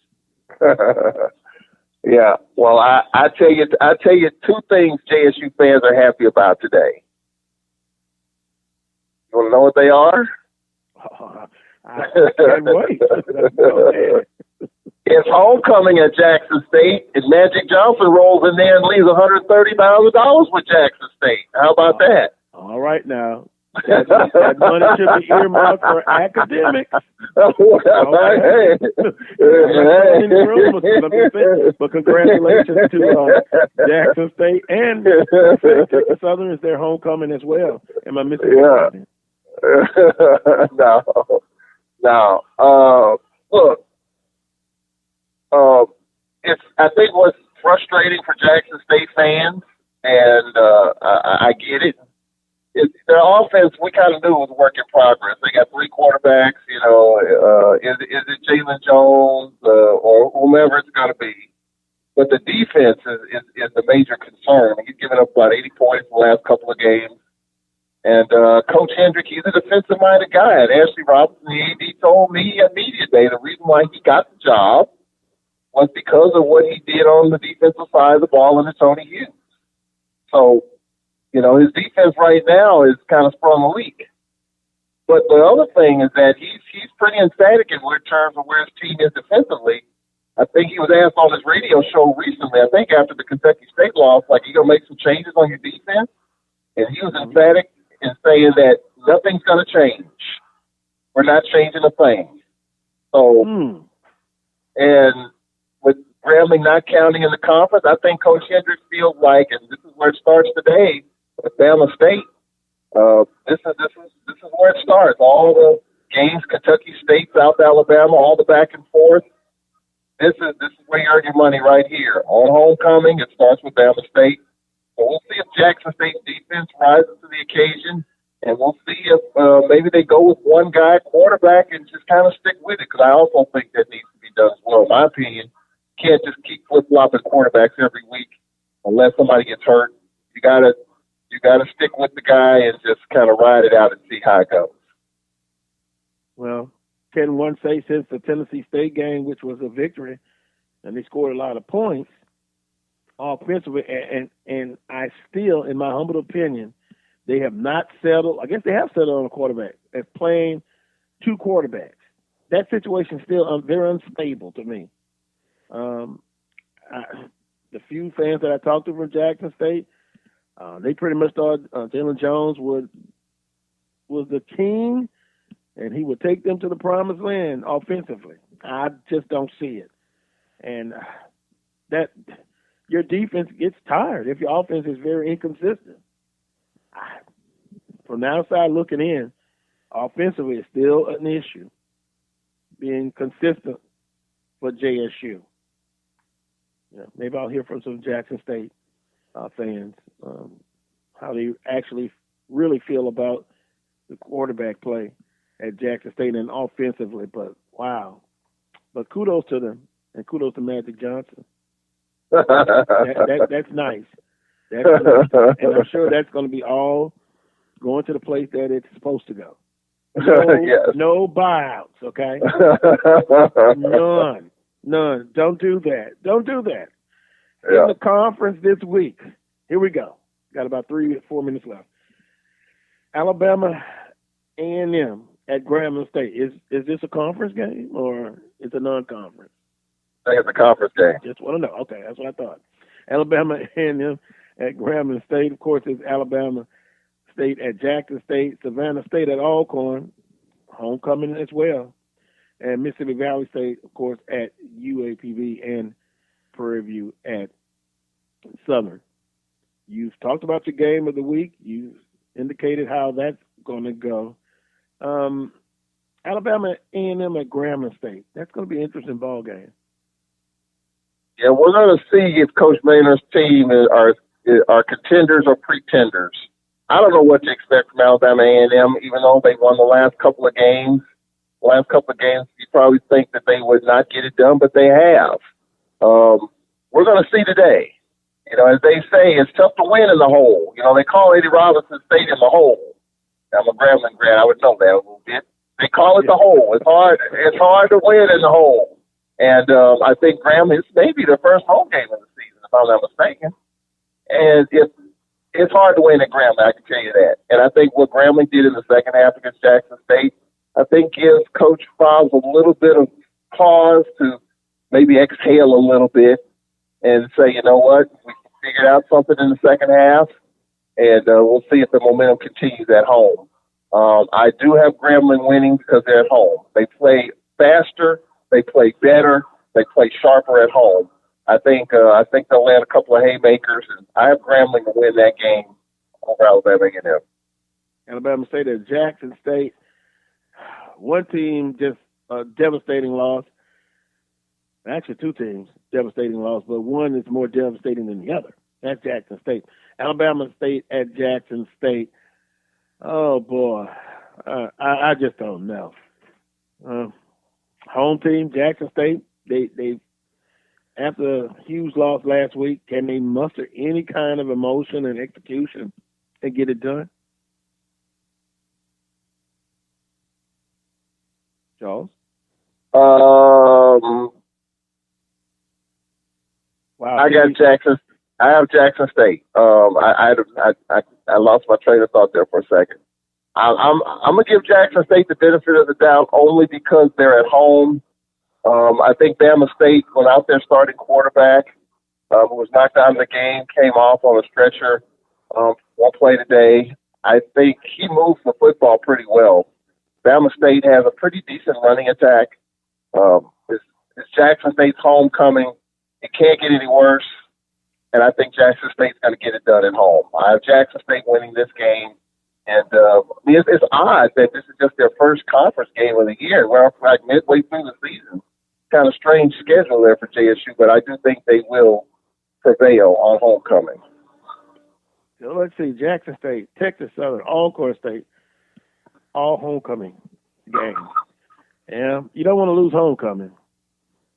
It could get rough, but we'll have to monitor Jackson State alumni and fans. We got to see what kind of mindset they're going to be in. It could get even uglier if they lose today. Savannah State at Alcorn State. Triple option, you said, Savannah State. Alcorn State now is an offense that has transformed into a throwing machine and not running football. What is the latest on Noah Johnson? You know, the rumors are flying all over the place.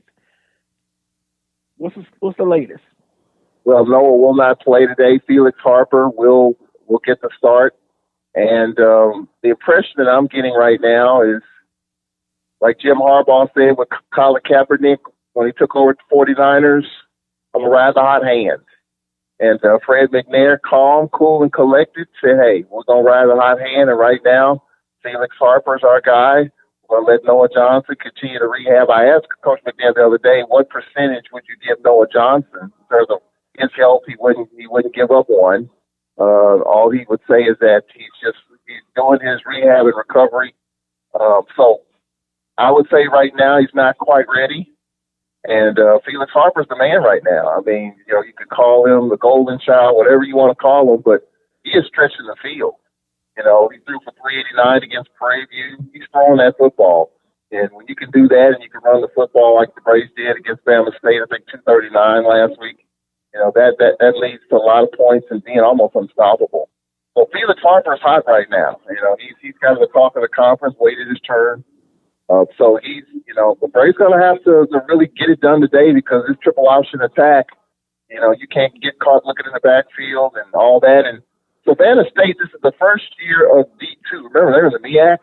Yeah. So they still have a lot of FCS players on this roster. And they're going to run it downhill all game long. And so the Braves defense is really going to have to be on alert. I think this team's focused. I think the distraction of homecoming didn't bother them. But Felix Harper will get the start today. And as of right now, Noah Johnson isn't quite ready yet. Well, I wanted to, the time would not permit me, but I just wanted to ask the question because there's also a rumor that, hey, they may they're thinking about redshirting Noah Johnson. And someone asked me, was it okay to lose your position to an injury? Because most times it's not the case. But hey, apparently it's going to be the case in this situation. Every situation is different. So, no, well, it's happened. It's happened right now. Is still a week by week. And how severe was that injury? I didn't get a lot of information. I know he's seen a couple of specialists on it, and I think it's just going to take time. I think it's just going to take time to heal. And I would say in 2 to 3 weeks, I would say they'll probably look at it, just see where he is in terms of strength. It's that throwing shoulder, collarbone. So it's obvious that you've got to be sensitive with that. But if you remember, Carlos, we've been through this 3 times. When John Gibbs went down, same thing. When Lenore's Footman went down, same thing. And obviously with Noah Johnson. I do believe I saw that firsthand with Footman. You're absolutely right. Alcorn has been able to adjust on every occasion, and I'll give them credit for that. So, with that being said, so a listener just said, I bet Noah plays against Southern. Wow. Well, we shall see. But Harper is doing a hell of a job. Yes. Alcorn has been able to evolve because of the situation.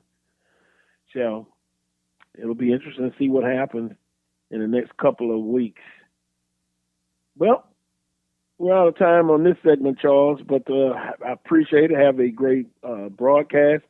Enjoy homecoming festivities, but I know it's work for you and your staff. And we'll talk next Saturday. And also we'll talk about my raw treatment in Mississippi coming up, because I'm going to put the I and dot the I and the official cross out the T and tell you what I plan to do for Lorman, Mississippi. We got your space right here, Carlos, right here. It's got your name on it, buddy. Come on. Come on up. Yeah, you got to love God's country. Appreciate it, Charles. Have a great broadcast. All right, you too. All righty. Yeah, if I have to go to Lorman, no doubt about it. I would be less than a franchise to not to go to Lorman, Mississippi for that game. And guess what? You come in there blazing. My motto, hit anything that moves. Starting tonight, going forward. You've got to develop. And I remember talking to James Verrett, Football Media Day in Birmingham. He says, one thing I want to see, and he's a Southern graduate, lives in Birmingham now. I want to see a nasty attitude develop, a mean streak, just nasty. Toughness. So that's what you want to see when you go on the road or at home. Play up to expectations. And at the end of the day, if it doesn't go your way, there's no question to yourself that I gave every effort. I'm satisfied with the effort. That's what I want to see. Call them out. Call them underachievers. I don't have to say that again. Big game tonight. Coming up next, he's living large. Back in the booth. I saw those pictures on Twitter, Mr. Brandon BJ Jones. Man, you're enjoying yourself. Good food, good gumbo, all that good stuff. He's up next on the Carlos Brown Show. Edmond and BJ Jones, HBCU Game Day. You're listening to the Carlos Brown Show on the Open Mic Broadcast Network and Spreaker.com. Chris, can you put the video game controller down for a second? I can talk and play. Oh, I'm totally annihilating this punk kid in Nebraska. I just feel like you're not acting like a grown-up in our relationship. Him too. Well, you still ride your skateboard to work, there's the comic book collection, the race car bed. Look, I'm young at heart, but I put money into my 401k every paycheck. I picked up a few savings tips at feedthepig.org. I have control of my financial life now, and that feels pretty grown up. Put away a few bucks, feel like $1 million. Putting some money from every paycheck into a savings account or contributing to your 401k can make a big difference later. For free ideas and easy tips on ways to save, go to feedthepig.org. That's feedthepig.org. So, I bet I look like a grown-up to you now. Well, except for the footy pajamas, I'd have to agree. This message brought to you by the American Institute of Certified Public Accountants and the Ad Council. Each team starts their journey on separate roads, but they all converge to one road to the championship. There will be revenge and redemption. There'll be an Aggie and Eagle standoff. There'll be Bulldogs and Bears colliding with Tigers and Spartans. Hornets fighting off Bison and Wildcats rattling the Rattlers. The road has twists and turns, and when it ends, one thing is certain. Only one team will claim the title. MEAC champion. The birth of legends are storied in this conference. We must never forget our rich history.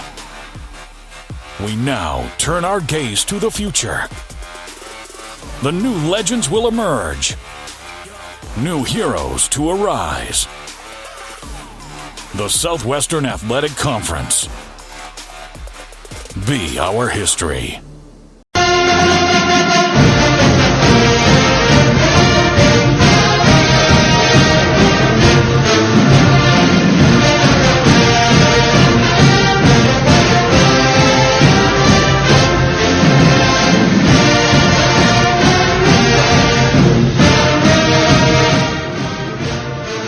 Welcome back to hour number 2, our final segment of today's show.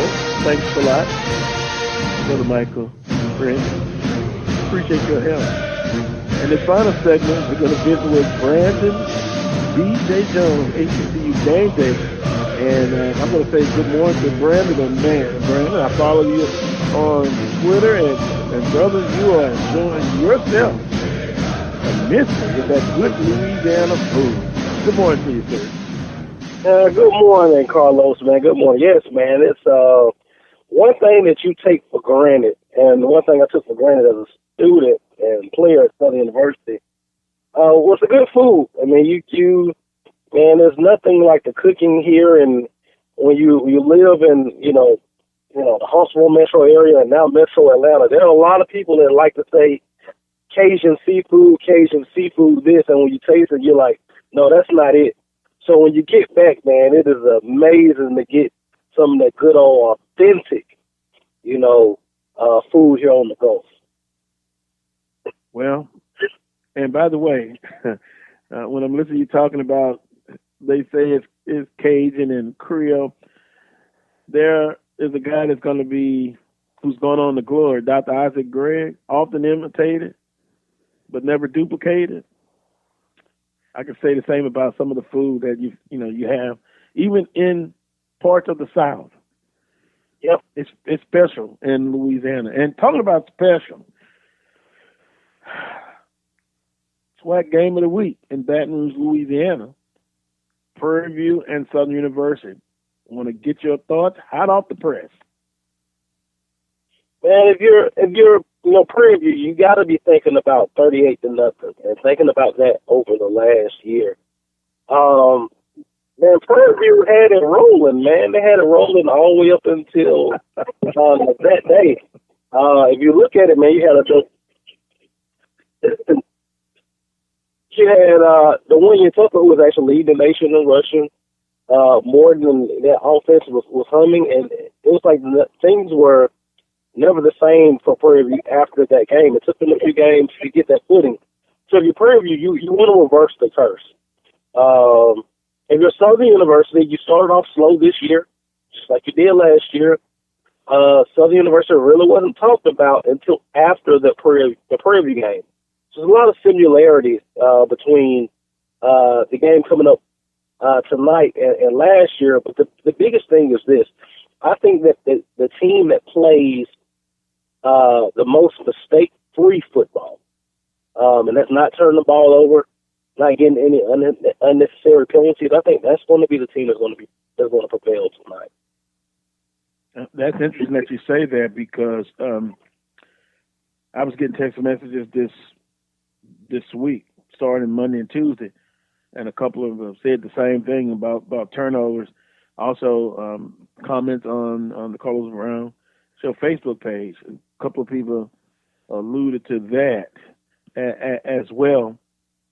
And when you look at this game, because it's so important, do you see something else besides what you just talked about as far as team that makes the least mistakes? Can Southern University front seven get the job done as far as, looking for Tucker, playing against the pass, and Tamaris Williams now, according to Jim Kleinpeter, has moved into the starting lineup at cornerback. Do you believe that this will be an opportunity for the secondary to step up their game as well as the front seven on defense? Yeah, I think that this is a golden opportunity. I mean, we saw the secondary not play the best in Tallahassee 3 weeks ago, and then you saw them improve 2 weeks ago against Arkansas Pine Bluff. They looked a little bit different. So I think this is going to be a test to see, has this secondary really improved, or was Arkansas Pine Bluff just really a bunch of smoke and mirrors? So I think that secondary will be tested. But Prairie View has some of the best looking athletes at the wide receiver position and tight end position that you're going to see in the conference. So I think that this is going to be a solid test for the back end of that defense for Southern University. And Brandon, I understand defensive, because that's what everybody's been talking about on social media, because you're going up against an offensive juggernaut. But I said, wait a minute, that's the case. I understand that, but got to put some of the responsibility on Southern offensively. Yes. And yes. I like against UAPB. Their game plan offensively, they got him in the rhythm, some outs, some comfortable passes, and he got into a rhythm. Now we know Southern wants to dominate up front with that offensive line, but I think Skelton, I said earlier in the show, I think this is a game. Let's look and see if he shows out. And the best defense may, in retrospect, be Southern's offense and helping out the defense, ball control, eating up time of possession, and then getting in the red zone and producing scores, not just, field goals. The offense has to really help out tonight. I'm sorry. Oh, yeah, the offense will have to do their part. I think that the offense has to continue improving on what we saw their last outing. I think that the offense, has to get better. I feel like people are comfortable with the defense kind of pulling their end of the load, but offensively, Southern's going to have to pull the end of the load as well. You do not want a situation where the defense is playing well, but the offense is playing bad enough to keep Prairie View in the ball game. That's something that you don't want to happen. So it's going to have to be offense, defense, as well as special teams, because that has been an area of opportunity for Southern also. Yeah, I would agree. We're visiting with Brandon BJ Jones of HBCU Game Day. So, at the end of the day, who do you think takes this game tonight? Just going back in and just looking at it and being objective. Prairie View does a lot of things that I like. A lot of playmakers on that side of the field. a lot of guys that I know that's on that other side. Alvin Fosselman and my old teammates from Southern University. A lot of guys that are from Southern University on that staff. So those are guys I usually up until this area I root for. I think Prairie View does a lot of things nice. I think that Southern University is coming into their own. But if I had to make a pick right now, I actually believe that I would actually take the Panthers in the close one. Hate to say it, but I think that Southern has yet to play that complete game. It's going to take the complete game to beat Prairie View, and I'm not sure if we're going to get that tonight. Interesting. You heard it here. Brandon BJ Jones, which is, quite all right, because last year I picked Prairie View to win it going away, and we saw what happened. Yeah. I did say hopefully I'm wrong about it, and actually I was. So a lot of people are offering points of view on tonight. It's definitely a challenge for Southern University. You would think being at home would help. I used to always say it's worth 3 points toward a victory playing at home. But here's a chance, again, a lot to play for both teams and Southern University as well. A nice cushion if you take care of business tonight. So it's going to be an interesting ball game starting a little bit after 6 p.m. I want to move quickly over to the Mid-Eastern Athletic Conference if I can. FAMU at South Carolina State. FAMU hasn't defeated South Carolina State in a while. How do you see that ball game playing out? Man, if FAMU can find a way to go to Orangeburg and get a win for the first time since 2011, that's going to set up an epic battle the next week against North Carolina A&T. I think for FAMU to be able to win this game, Ryan Stanley has to be more of the Ryan Stanley that we saw in the second half, late in the second half against Southern University, because South Carolina State limits your possessions with the offense that they play, and defensively they are so sound. I like South Carolina State. They're at home, and if you've never been to a big game at Orangeburg, in Orangeburg, at that stadium, man, it is a thing to behold. They're loud, they're rowdy. I don't think FAMU can get it done. The game is getting ready to kick off here soon. It's going to be interesting, but we'll see. I like South Carolina State in this one. The home team, South Carolina State, over FAMU. Prediction by Brandon BJ Jones. Every Tuesday you drop your poll, your top 5 poll for this week here on the Carlos Brown Show. In the 5 spot, actually, I got the Panthers and Prairie View A&M. Number 4, the Wildcats of Bethune-Cookman. 3, I got the South Carolina State Bulldogs. 2, it's the Braves of Alcorn State. And number 1, it's the Aggies of North Carolina A&T, who have made that number 1 spot their home. They're no longer camping out there, man. They kicked the shoes off. They stayed in the recliner in that number 1. Huh? Yeah. They got comfortable. And by the way, I got a chance to see maybe a little bit over 2 quarters of North Carolina Central. It was good to see Trey Oliver on the sideline. He did look like he wasn't a happy camper against Bethune-Cookman. I know the talk is Bethune-Cookman is a serious threat to North Carolina A&T. But if you look at the ball game, North Carolina Central outgained them, basically. But Bethune-Cookman were able to make some big plays. The screen pass and then also the punt return. So Bethune-Cookman still a legitimate threat to North Carolina A&T. Would you say that's the case or not so fast? I think as long as they're right there, I think that they're going to be a legitimate threat. The thing about Bethune-Cookman is they have a stretch of games where they're going to have South Carolina State, North Carolina A&T, and FAMU in like 3 or 4 weeks. So you're going to know a lot about Bethune-Cookman here shortly. If they go through that 2 out of 3, they deserve to be talked about in a special way. Yep. That's tough. That is tough. Man. Well, your visit back to your old stomping grounds this weekend, I hope you get everything your heart desires and your wishes. Hopefully, you're kind of wrong on your prediction, but I hope I'm wrong. I hope I'm big wrong. Yeah. We'll probably know.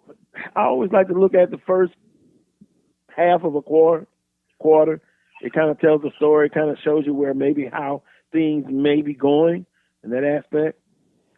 It's a huge one. It's a game of the week in the conference, and if it doesn't turn out the way that most other fans want, hopefully it's not an opportunity where then the claws come out and the nails come out. Because Jaguar Nation can be tough, man, especially after a big loss. So, PJ, I hope it's not a loss, but we shall see.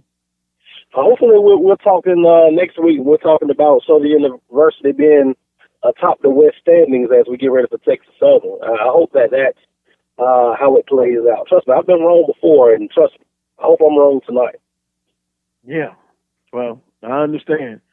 Well, appreciate the time as always. We'll talk next week, one way or the other. All right.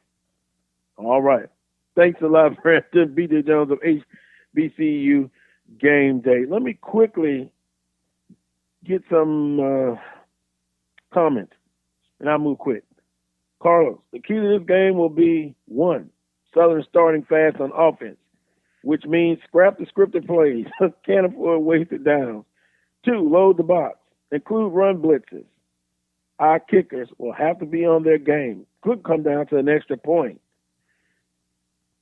Minimize the self-inflicted penalties and turnovers. Another listener says, keys to victory. Special teams play have to improve. See, we're talking special teams again. No block punch, no muff pumps. Defense, they have to stop the run and make PV one-dimensional. Offense can't be predictable. Be balanced by using play action. And with that, Skelton should have a big game. That's just some of the comments that was on the Carlos Brown Show Facebook page. We're also getting some action now from listeners saying, I hope Noah plays against Southern because Harper is worse to deal with. Thanks, listener. Well, Dr. Prince, I've got 2 minutes left or something like that.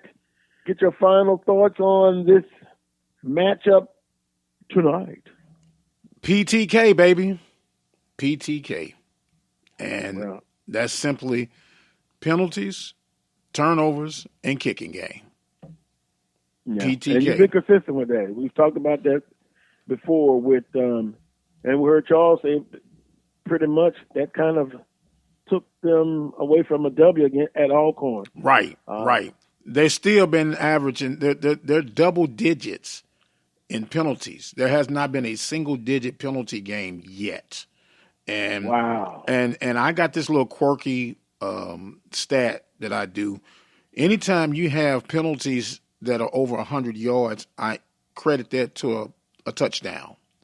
And when you look at it, they had 18, 12, 11, 13, then 10 this last time out against Grambling, and 98 yards, 123 yards. You can't do that and expect to go far. You know, talent can only carry you so far. Discipline is going to have to carry the rest of the load. Prairie View's defense and Southern's offense. Key matchup. 2 things I'm going to force. Yes, sir. I'm going to watch. I'll still stick with it again. Southern offensively, the best defense can be an offense that can control the time of possession, do very well, dominate the offensive line and the defensive line, but particularly the offensive line, and being balanced and also being able to run the football. Prairie View's going to bring a lot of pressure. They're going to try to force turnovers. Skelton, you need to bring your A game tonight. That means Coach Berry, offensive coordinator, you should have a nice game plan. You've had 2 weeks, like Prairie View, to come up with something. Let's go out and have fun, execute, and no sloppy ball game. None. At the end of the day, I don't really make predictions this year, but I'll make a prediction in this one.